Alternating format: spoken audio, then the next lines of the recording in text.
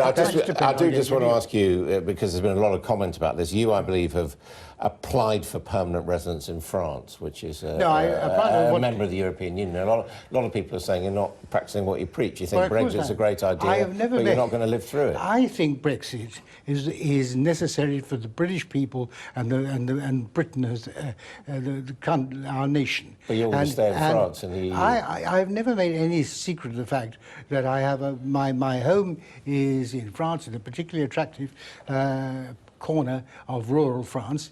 I am not there because France is in the European Union.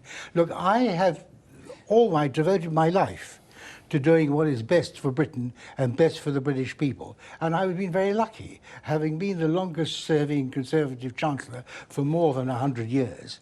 I had the opportunity to do things. And I believe that most of them, not all of them, most of them were successful. And I continue to put first and foremost what is best for Britain and the British people. But you're denying freedom of movement to I'm others not denying freedom of movement. While sort of giving yourself carte blanche to travel. That is codswallop. I am not denying anything to anybody. Well, we don't know, because we don't know what the terms of Brexit are going to be, Nigel. You say no deal would be satisfactory. Under no deal, Brits may not be able to move to France in future. Believe me.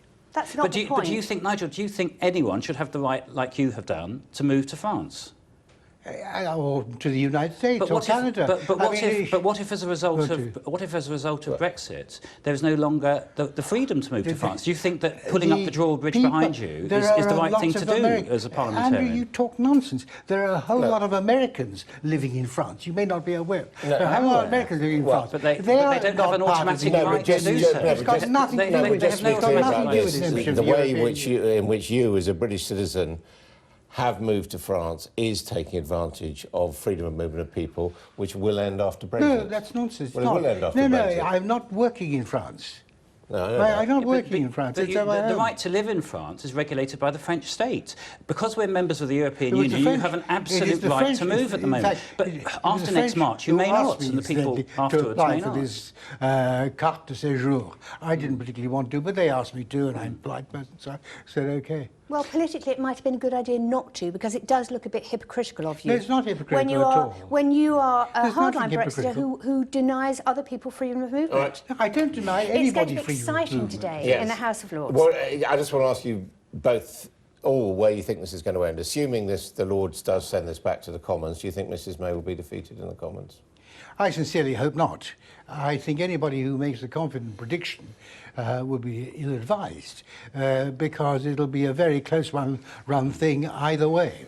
I don't know what's going to happen in the Commons. It is very clear, though, that Brexit is unravelling, and I don't think Brexit is going to survive the next 10 months, whatever happens in Parliament this week.